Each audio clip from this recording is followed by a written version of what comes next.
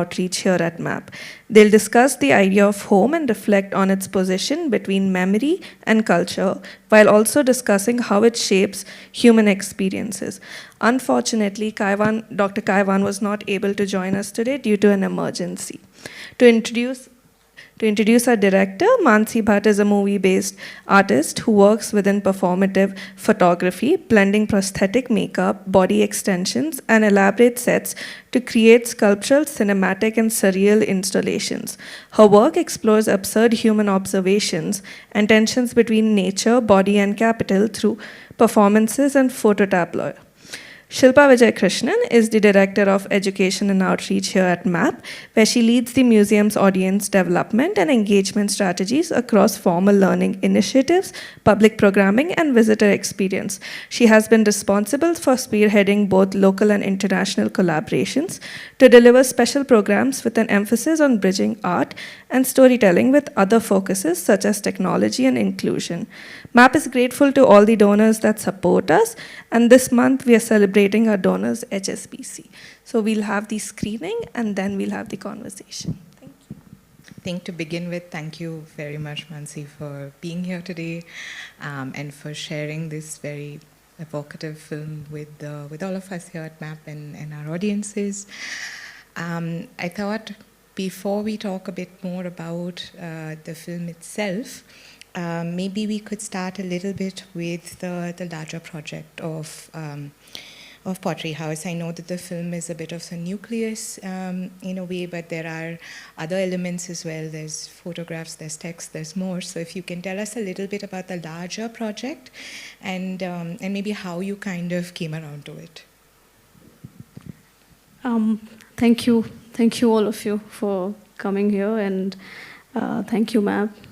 Thank you, Shilpa, for giving me this opportunity. To start with, I think the idea of home comes from the absence, basically. It comes from the absence of...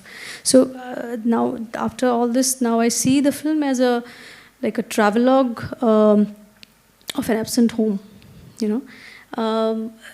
Like I started working on this home and around idea from last 5 years. So you can see my earlier works and you'll find those traces in that as well.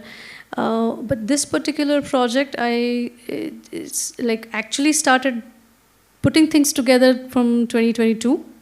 But for the whole project enters with a dream which was 20 years ago.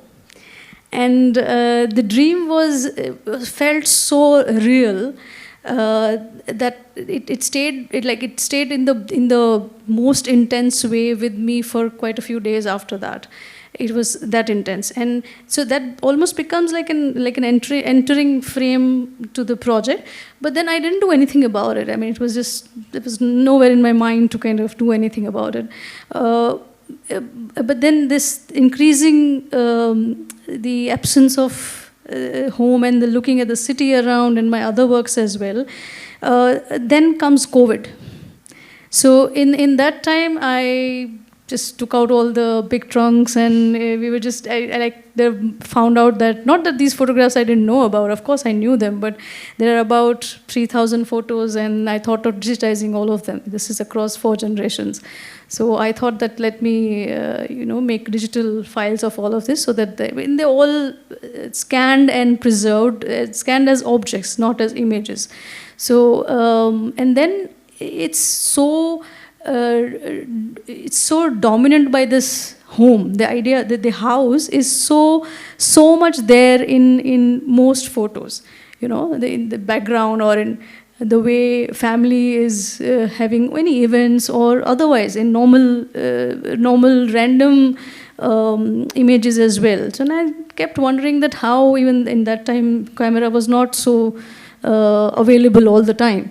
And people used to call photographers on occasions. But this is like I'm seeing so many images which I feel that, okay, why would someone click a random photo of a temple just like that? Or somebody is just drying papad in the courtyard. So, I mean, why somebody would, click those photos just normally? And there are many photos like that. So, and then I thought that this house, the presence of the house is so strong that it's the nucleus of the entire 45 years of anything that happened in that house. Now this house, I'll just go back a bit to the history of the house. The house is just one part of the Pottery Estate, which is about 28 acres of large land. And so there's a plant there. So this is the smallest, this is the largest industry in the small scale industries. But I'm only talking about the way I know the home. Now, because the home is located within the estate, there's constant people coming in and going out, and lots of people, all the time. So I grew up figuring out who is who and who is family and who is which member, and the family is also huge. Before I kind of escaped from that house, from the city, from the town itself, to come to Bombay. So till then, the story is very, very different.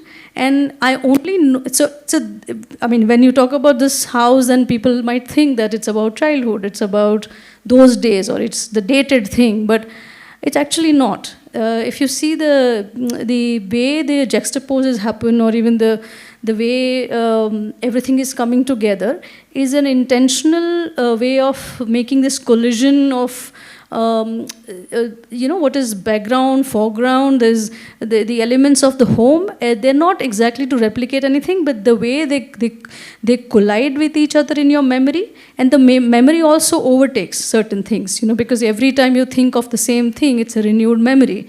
The cells kind of overlap, and what you're stayed with is different renewals of things, and some things are lustered, some things are dried out, some things are solid, some things are very fluid. So, but memory in itself is even if you make it into a solid space, my intention was to create a fluidity of things where all of these elements kind of come together, yeah. Yeah, I mean, I think that actually is something that's very interesting about the work. This interplay between, things that are drawing from this archive of 3,000 or more photographs, where you're kind of looking at something that existed in some form or fashion, and then where memory comes into it, and that a lot of that is also very textural, right? Like there's the sound of things, and there is the sort of the texture of objects as well, in a way, the colors of doors and all of that, where some things, I guess the interesting thing for me that I kind of wanted to kind of ask you a bit more about, like, for example, the fountain, which is something that I read, is something that you didn't quite actually have a visual record of, and did not have a concrete memory of. So this idea of, why you think using that sort of register of memory that is also a bit flawed and that distorts what may have been or may not have been, as a way of recreating this home, this imagined, place, which is both real and imagined simultaneously. Yeah, memory by its own nature is flawed. It's not when you think that documentary is a reality, that's not true. There's no ultimate reality you can create as one complete document. So the flashes of memory kind of allows you to float in those multiple spaces and make one. So here, if you in this work, I call it a love fountain, because it has become like that. And if you see in the film, the scale is played far different than in this. So the landscape. So you see all the videos, and even in that image, that's of a current documentation of the place, what it is right now. And the fountain you see is from listening memory. Like I kind of started talking to family and members and all this described me. I also asked draw it for me, but nobody drew it. But it's just a listened memory. And then I started making sense of what fountain. And there are a lot of stories around the fountain, a lot of funny stories around the fountain actually. So then I thought that this fountain has to be made, and the traces you will find, it's still there. The fountain was not there after I was born, or at least in my memory, fountain was not there. But this circle was always there. And there is a very strange story around, even if there is no fountain, there is always a circular cycling around in this area. But even funnier stories are there. But so I started making the fountain, and in such a way that it floats in its scale. Its scale is not a fixed element in the image. So even in the film, if you see, the flicker you see is the water. But the water is frozen. The visual is frozen. So that's how the memory kind of plays, that what you see and what you hear, there are different combinations of that. That might not be the same thing. So you see the fountain flickers as lights, there actually reflects water. And the rings around the fountain you see as flowing water is actually not there. It's just frozen ring. That's all. So the landscapes are documented in different seasons. And every time I went there, the traces were different. The elements changed. Earlier there were gates, then later, 3 months after I went there's no gate. So the parts are, some parts are very, very dramatic, that I had to figure out that, okay, this side is actually a kitchen part, and the other side is partly broken, but it's the bathroom. So that kind of gathering of home, the accumulation of home as memory, I was quite interested in. So I thought that let the fragments build itself rather than building a home, and that's why the memory kind of responds to that. It's very interesting. I mean, when you're talking about all of these stories and, the accumulation of fragments of all kinds, it's interesting in terms of, because you had all of these different avenues or resources in terms of the image, but in terms of people who are telling you these stories, in terms of stories you may have known as a kid, in terms of your own memories of things and so on. I was kind of curious, how did you decide which bits to keep, from this very large sort of trove or treasure trove of sort of information? On initial stage, you're saying, or after the film is done, like what to edit and what to keep? Both, I think, like from even in terms of making the choice of which stories you may want to tell, Yeah. So I did not attempt to make story out of it at all. My choice of selecting things were not based on the favorite image or favorite people, but it was the very condition of the photos and the space and curiosity is created in their being. Like the Bindi woman is my aunt. She's no more, but it's not about that. It's about the way the mirror and the space kind of creates and also the late 70s, 80s bromide prints, which used to kind of change their colors in time. Like late 70s and 80s photos, if you see, they have a very prominent orange, pink sort of layer to it, which just sticks to another photo if they're kept like that, and then creates another impression on that. So those parts are kept somewhere as well. Even in the project, if you see, the project actually has photographs. It has the documentation of the house in parts, like, the life there, the products of the pottery which used to float around at the home and other people's home as well. So I was collecting that as well. And then there are transactional drawings shared with the team. So those are very, very basic drawings, but it shows that how the recollection of juxtaposes kind of happens. So anyway, the idea was not to create home, but not to create a house, but to kind of let these fragments come together and make it. So the choices of photos are coming from that. So I looked at the photos again, and some things were very, very dramatic, some things were very blend, but at the same time you were curious that why it is clicked, you know. And people also, like the people who were part of, I mean, the two people that you see, I have no photographs of them at all. One I have, but it's very wide photo, so you can hardly understand, you know, you can't refer to exact face or something. So these are reconstruction of things through your memory, and also to kind of, but I avoided processing it heavily in terms of kind of making them alive in a real, I mean, through photographs or lot of digital processes to make the person again or something. I did not do any of that. So that was intentional, that, you know, they let the transitioning of stories within your mind and memory, let it happen, and everything happens now, right now in front of you. So even if it kind of refers to times and people and all of that, I think the whole thing is also very distant for me. You know, it's not that something that I am also interested in creating, but at the same time, it's good to kind of, that's why that's the relevance of it, that it contemporize it in such a way that because it is happening now as a travelogue, and the way it is performed, you know, everything is like it's also not shot like a film. It's shot like one thing in one stretch. There is no retakes. It doesn't follow the language of filming. It just has this performance. So you will see one part as a one whole thing. The other part is all in one stretch. There is no cut and paste. Entirely, so one, another, and that stitches, or that just comes together as a travelogue.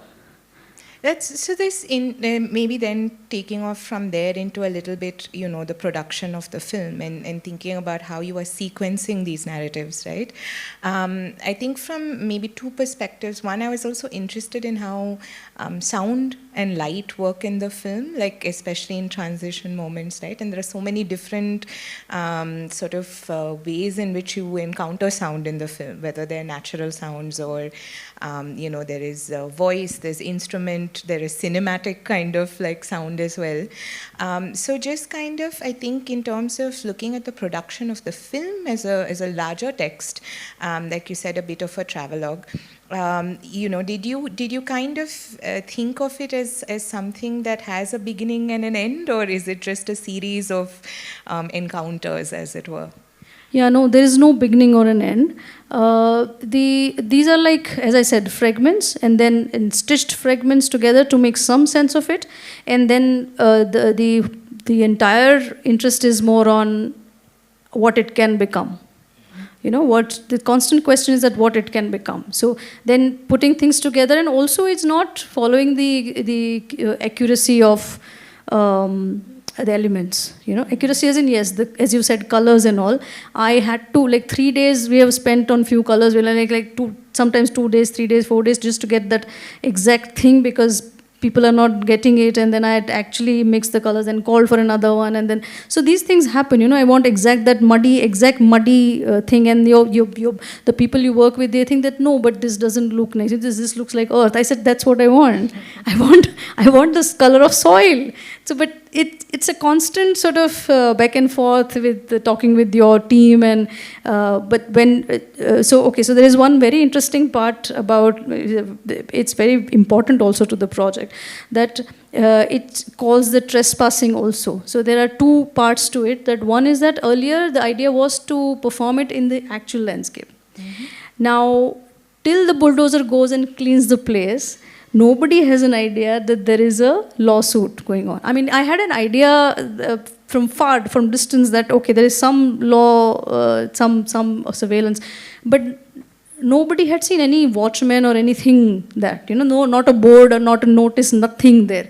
And because our familiarity with the place is different, you know, so I was going there, documented all of that, but nothing of that sort. And then suddenly this one guy pops up, and then then we get to know that, okay, this is under court. And I mean, we just got to know more details about it. So I immediately went to the magistrate, went to the court, and explained everything. And this is important. Why this is important? Because we are not any party. We are not claiming anything. I'm not part of any a part of the suit at all. But this is my reason. And So they listened to me and they know this, all that. Then this assistant was sitting next to me and he is saying that, sir, but she has already trespassed, so we can actually take action on her. And that's when I lost my mind. I said, can you hear yourself what you're talking? I am not even interested in even a stone in that landscape. It's just that you have to know that this is important for me and you cannot stop me. So the magistrate said that, no, we understand your intention is not that. But then I would suggest don't go for the paperwork. I know that, now you go and just because you know the people there, just do it on your level, like that. So then I said, okay, fine. So we went back again and again to get videos and documents. But because now matter has gone very sensitive and more people can come in. And it creates a scene, because in small places it's very easy to people to just gather for seeing what's happening. So after that, kind of all of it, I documented again and again and again, because now the process is going to be different. And then so that's how moved to the closed space, but it also had to be huge. So the studio I had to hire was like 100 feet by some 70 or something square feet by. So then the whole thinking had to be shifted to how the juxtaposes are going to, in that sense, creating something on a broken land has different challenges than to create in studio. But studio also requires far more equipments, because you're not relying on the natural light or other things that you might get there. The scale shifts completely. So then I kind of decided to play with it, in that sense. And that's how the... Yeah, I think one of the interesting things, of course, is that because of this this sort of shift you were maybe a little bit serendipitously stumbled into or ended up with, one of the things that's very exciting is that, like, apart from the sort of the current state of this space, of this land, and then your juxtaposition with memory, apart from the fact that, like, it's also kind of thinking about something that was once very populated but is now like abandoned. There are so many of these like contrasts when it's looking at the different registers of past and present. But I think also because of the history of the town, of the estate, right, where it's also talking about, in a way, I guess, a place that is shaped both by these domestic narratives that you were talking about, very ordinary things, everyday things, and then simultaneously this larger infrastructural, cultural kind of histories that it holds as a space, which I think, in a way, in a film like this, do you feel that you had more, perhaps, an opportunity to bring that tension to the fore than you may have had performing there, within the space, in a way? Because of I suppose, the multitudes of things that you could bring within the same frame in one go.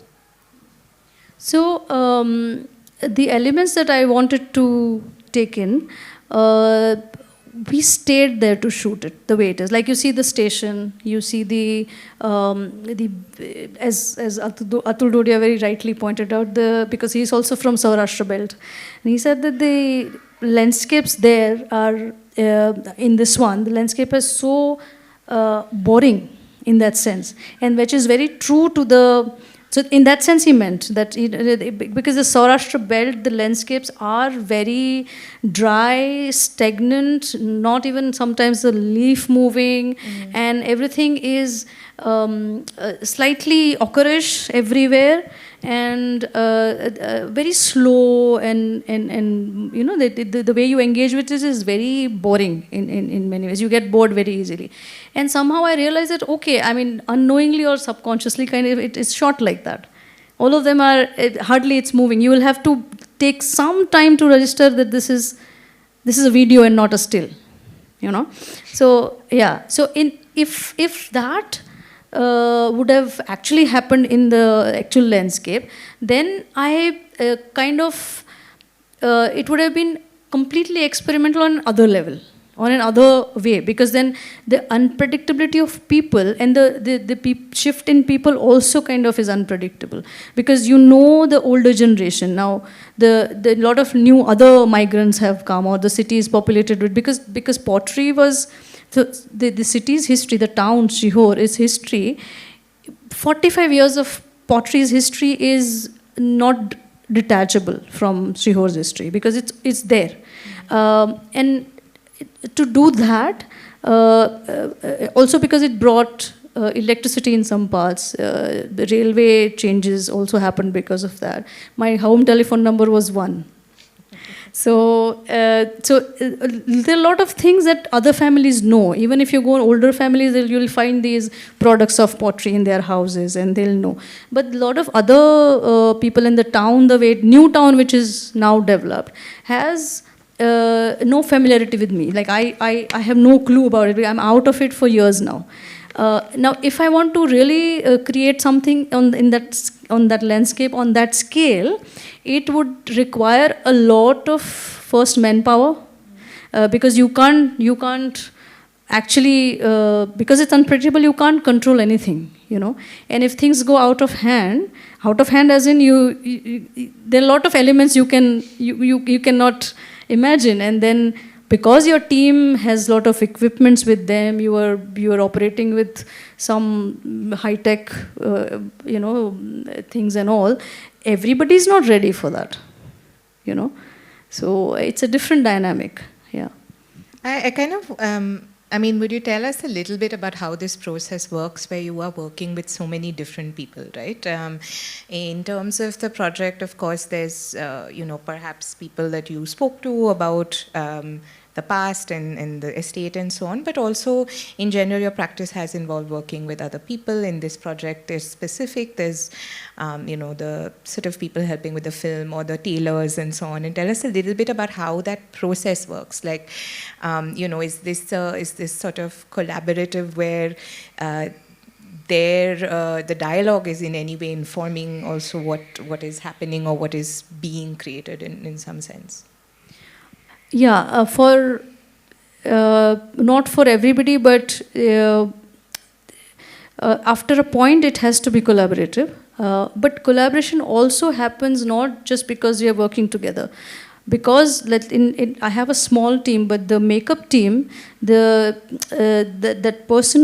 makeup person he's been with me for over 20 years when I started my career. The prosthetic guy who has been with me for that long.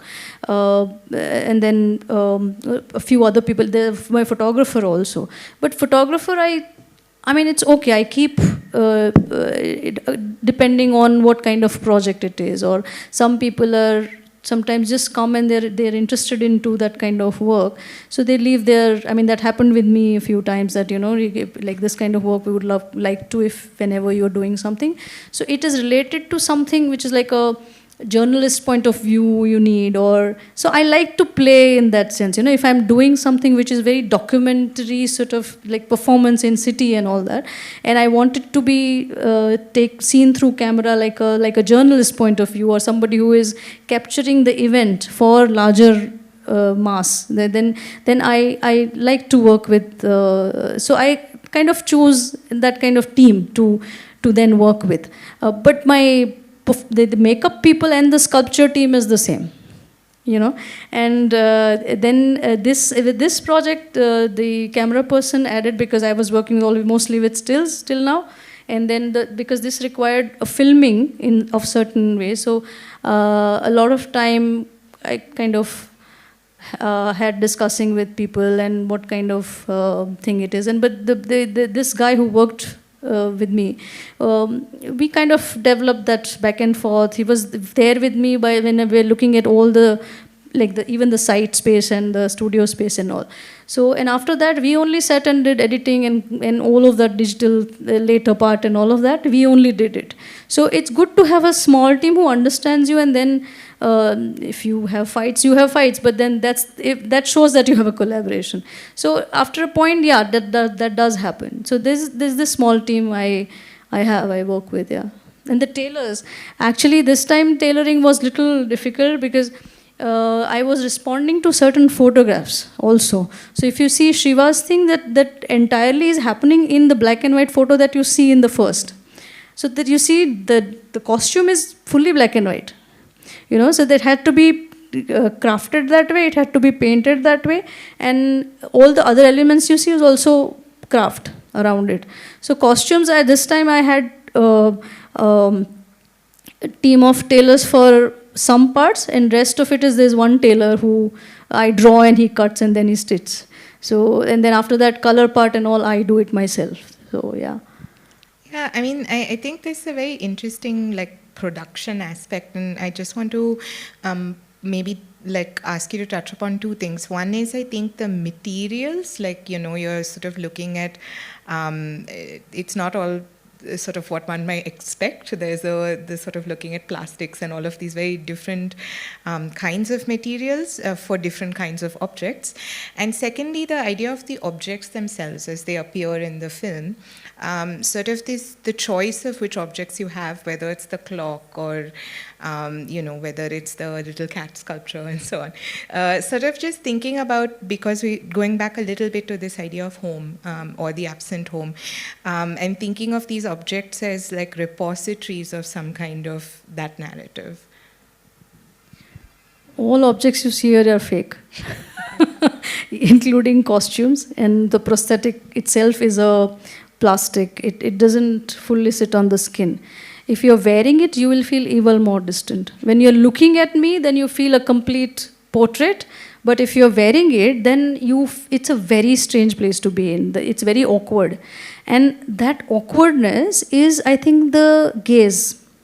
The way, always this people in other people, or yourself in other people there is awkwardness to that, even if the camera kind of becomes a witness to that or not, our relationship is quite unresolved with gender and spaces and land and environment, all of it, and that awkwardness, I think, is one, the prosthetic kind of carries that awkwardness, and also that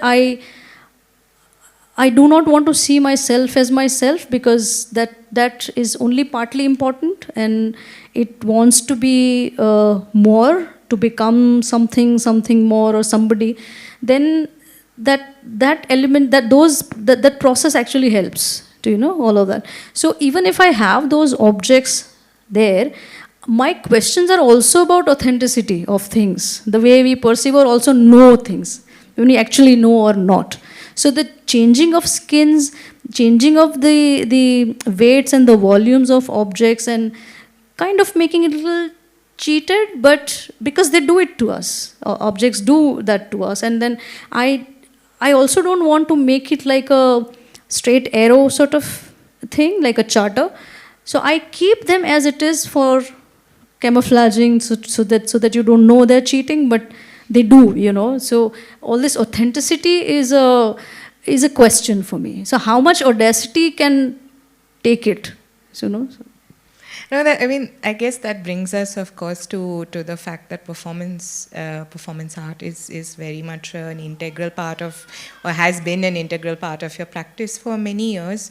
And I kind of, what you were saying about, this prosthetic and this idea of the self, in terms of when you're inserting yourself into your work, are you thinking of this as also something where you're bringing an element of an autobiographical sort of element of yourself into it, or more as something where, the erasure or the sort of negation of yourself allows you to take on all of these other selves that you were talking about, right? In relation also to larger frameworks of gender or caste or class and all of that. How do you kind of see that playing out in your work?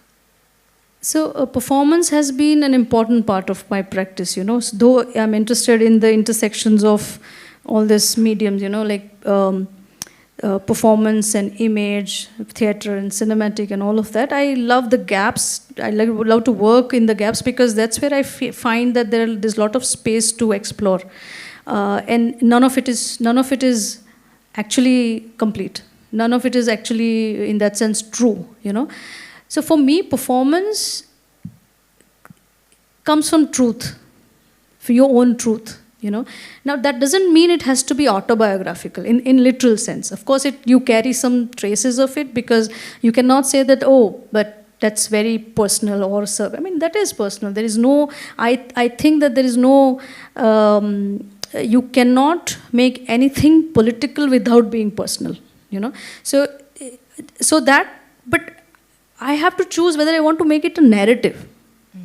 So no, that is not, of course, certain elements decide that I want to go through this, but it is more about putting out the question, living the question through that performance, not the other way, you know. So the concluding part, I have no concluding part. There are so many questions that they have no answers, and I'm more interested in performing those questions. So somehow the performance sometimes become like somewhere in between the surface and the wound, and then kind of because of that it sometimes becomes playful, but at the same time sometimes becomes very, very wounded also, you know.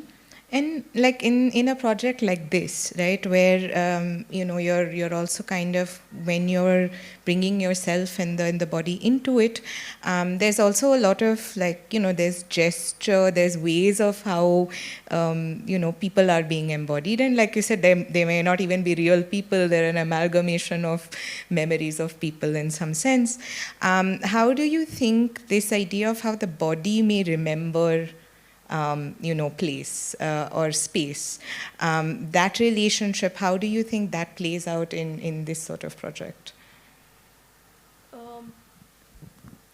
That is, to pinpoint that exactly is difficult, because it's very part of an artistic process, and at every level you kind of decide not only in your intellect, but also in your instinctive sort of idea about what you are doing, your photographs you have, and the spaces the photographs have, and they create in your mind as well. So I allow all of that to kind of come together and make something out of it. But as you said, that how body remembers, I think body has a tremendous memory, you know. Body's memory is very, very strong, and you sometimes you're surprised that at what point it responds or it reacts to something, and I think it's proven psychologically also.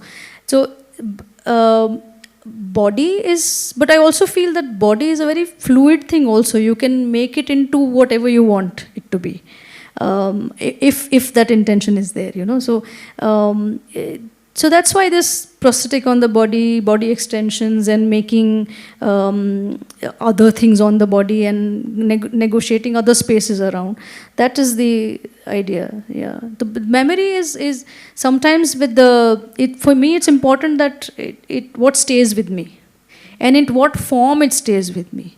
So that is something that kind of decides its form later in its own process, kind of. And if it doesn't stay, I don't then care, no matter how important event that was by some marker or something. Yeah.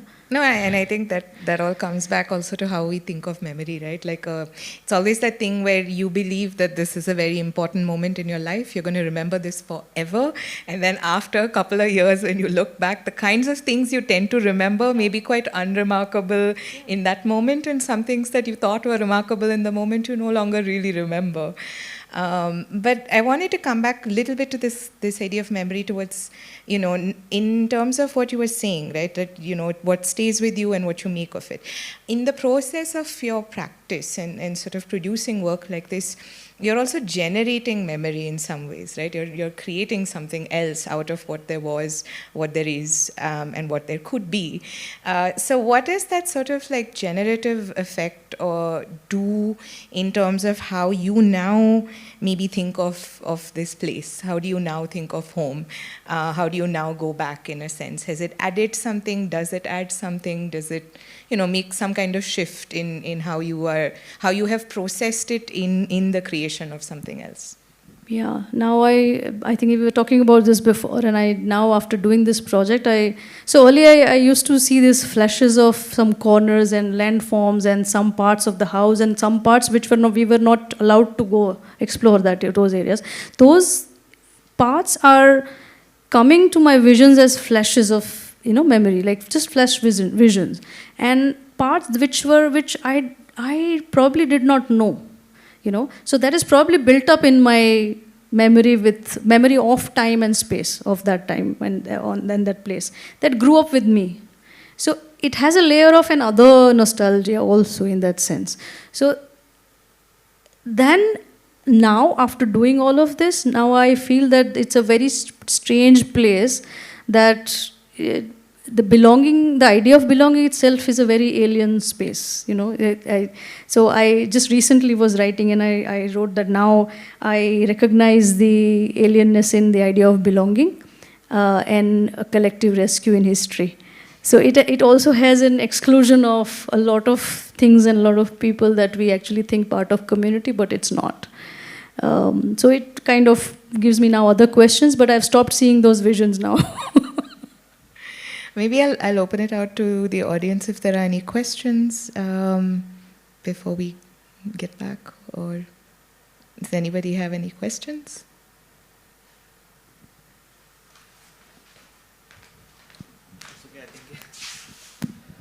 Okay, so first of all, thank you so much for this wonderful film. So you have mentioned about journalistic perspective. So how you would be able to combine like your as a director perspective and journalistic perspective? As I'm a journalist, I cover Indian startup ecosystem. So if I have to, make documentary or a short film, so what would be the like main top 2-3 segments that I would be consider it?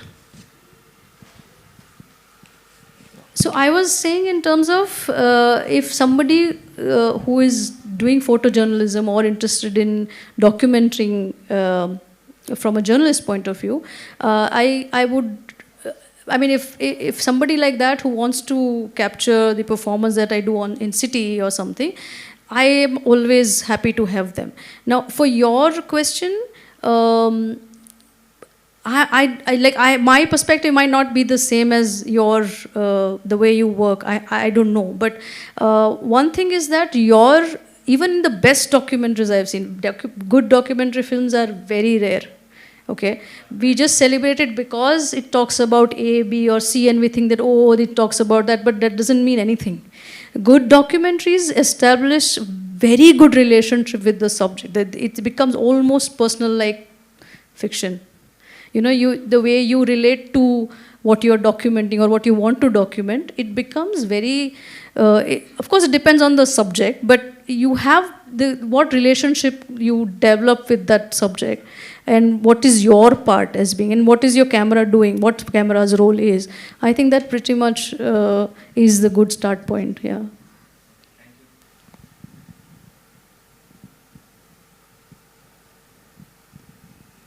Okay, if there aren't any others, I think I'll just ask sort of 2 closing questions. One, I think, was to do with basically, this whole idea of the many kinds of in-between areas that this project, but also I think in general your practice seems to hold.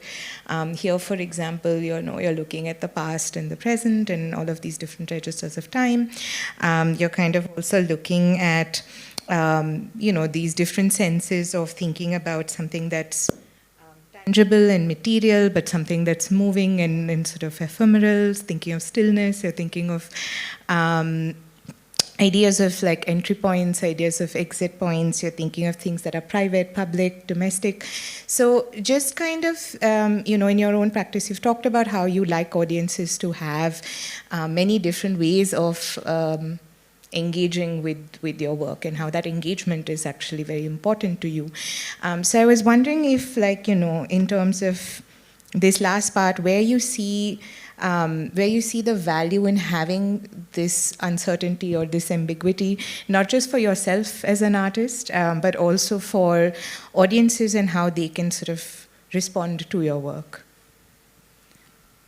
Yeah, I like to keep multiple sort of entry points where viewer can enter, and somewhere they have to meet me. But you know, it's also that like my interest is also to blur or kind of erase the boundary between the participant and the observer as well, so that the you know, the in-betweenness, which we say that okay, fiction or reality, or what you see and who is seeing it, is somewhere it becomes one, you know, like how we were talking about thresholds where the boundaries, I mean, technically there are boundaries, but one steps to another, the other steps to this side as well. So if that conversation can begin, or some sort of engagement from the viewer, that they kind of access that part, then that is very interesting. You know, like the performance that we were seeing at the Delhi one, and when I saw the photographs of it, that was completely out of my imagination, that what I went through and what it looked like was very different. Different as in, I never thought, I imagined it that way, but that was the truth in front of me. So I like this word called Jameen Dost. So what is on the land and what is the land becomes one. The land and what is on the land is one. So in somewhere it becomes, if it becomes one, and somebody, if that work I'm talking about, if somebody, some woman living in probably Kashmir or Afghanistan or now Gaza, and they see that, oh, but this is familiar to me, what it looks like, this might be that is a relatability that I think I can, you know, I look for, you know, at somewhere, some point, people do come to that part.